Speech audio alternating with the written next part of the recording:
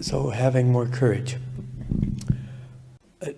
So I'm aware that my thoughts manifest.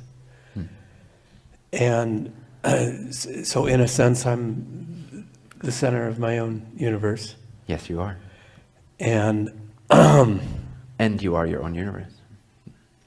And so I question why it's so dramatic a lot lately. Since in my universe there was a guy over in Russia making a stand to whatever they're. I don't really know politics. I don't know. I think there's been an attempt to reunite the former Soviet Union power, and I knew there was a realistic potential of a nuclear confrontation. And so I this last 2 weeks I've kind of gone through. The first night I walked in here, I said, there's enough people in here we could actually change the world. And I listened to the sacred knowledge of vibration. It's on YouTube. It's beautiful. I'll get to a question eventually here. I'm just trying to lay some background about why I vacillate between being a coward and courageous. And because I think it would be more fun to be courageous more of the time, because cowardliness in my being kind of contracts, and so this is, I'm making all this up. But it is actually possible that we are on this. You were talking about multiple parallels when I first came in here, that we are right at that where our God wouldn't let this planet get destroyed by our stupidity. It already has been destroyed many, many, many, many, many times over in parallel realities. Because God allows all things. Yes, thank you. So I'm asking questions. So which part do you wish to experience? Which version? Well, I want to come here and be one of the many that help save our planet, our beautiful blue You can planet. create that illusion, but in a sense, we should realize that there is many versions that have already been destroyed, and there's endless versions that will never be destroyed, and we never help one version become the other. We simply move from one version to the other. Does that make sense? One version will always be one version. Destroyed planet Earth is not going to be not destroyed planet Earth. That is its own frame, its own possibility of infinity. There's endless possibilities that are not destroyed, that prosper, that have different experiences, depending on your definition of prosper. So it's up to you. You can generate the illusion, which is beautiful, and I'm not taking that away from you. And in a sense, I'm doing the same thing. We're in the same field of illusion, of deluding ourselves, to think that we're helping the planet. But that's the beautiful thing. We're not actually helping the planet so much. It's a story we all collectively agree to play out, because the story is what gives us a sense of relevance. It's what gives us a growth experience. It's what makes us learn about the universe, how creation works, and who we are as consciousness. So we use as a permission slip the idea that there is a planet Earth to either save or not save, but in a sense that's not actually true.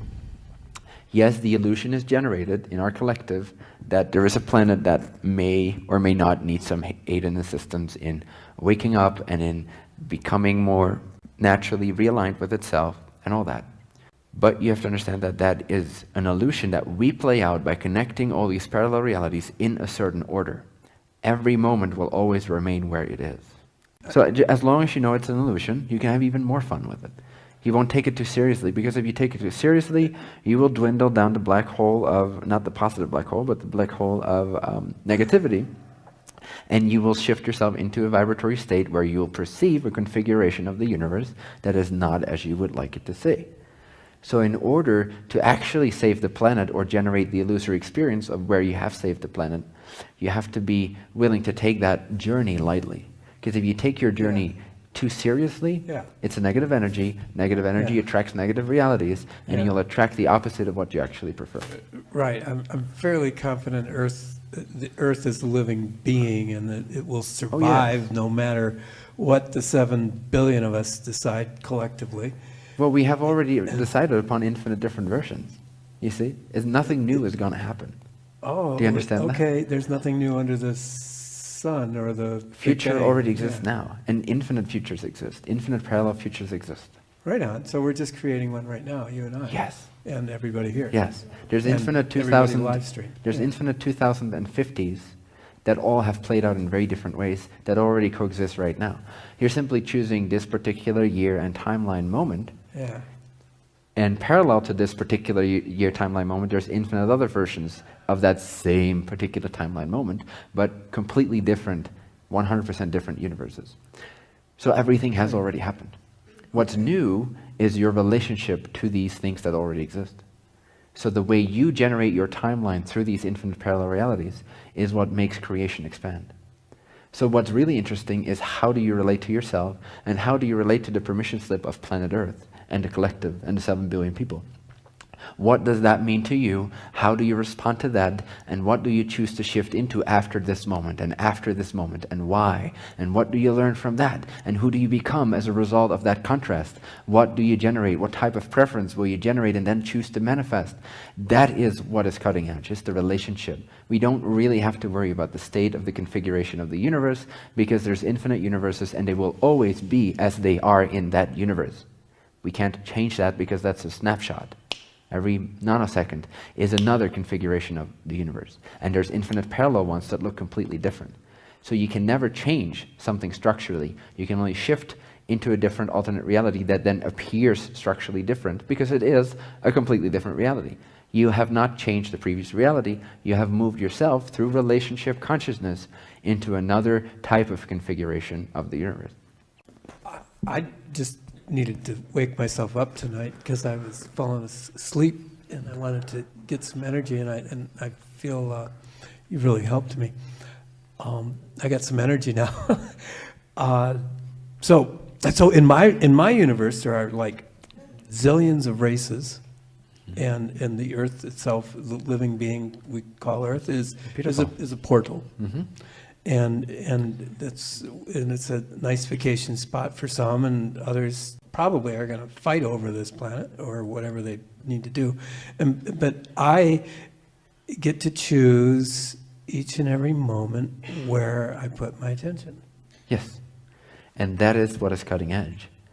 So when we get too absorbed, which is fine because that's another way to build a relationship, so in a sense even that is cutting edge, but when we place too much emphasis on the external world and saving the external world, we're forgetting the fact that that external world will never change. It exists for its own purpose, just like one floor of consciousness exists for its own purpose, and will always remain available to whatever consciousness wants to visit there. There has to be infinite options for these infinite diversifications of the overall consciousness, each with its own sense of I am, to now navigate through these infinite options in their own infinitely unique pattern or order. That's how we generate multiple timelines. Each I am generates its own timeline by sifting through this timeless now that coexistently holds all potential universes. The way you move through that, through your relationship, through your vibration, through your frequency, through your state of being, through your state of consciousness, is what makes your journey add to the expansion of consciousness, to the knowledge of self. You're not ever changing what you see. You're changing into another thing that you're then seeing. That other thing already existed as well. Short side question? Is it the human consciousness that allows us to move? Because Is it the human consciousness that allows us to move? To move into different realities?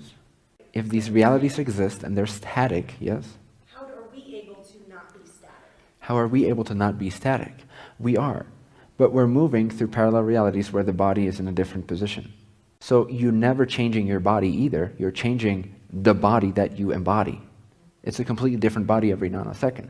This body, let's say we could freeze this moment to one parallel reality, just staying in one parallel reality, not moving to the next. What we'd experience is everything being absolutely frozen in one configuration of energy. And you'd see that the environment and the body are both the environment. Your body is part of that reality. When you shift your consciousness, you're shifting into another reality where the body is slightly different and the plant over there is slightly different and the stars are aligned slightly different. It's a different parallel reality that comes with a different body. The body belongs to that reality, not to you.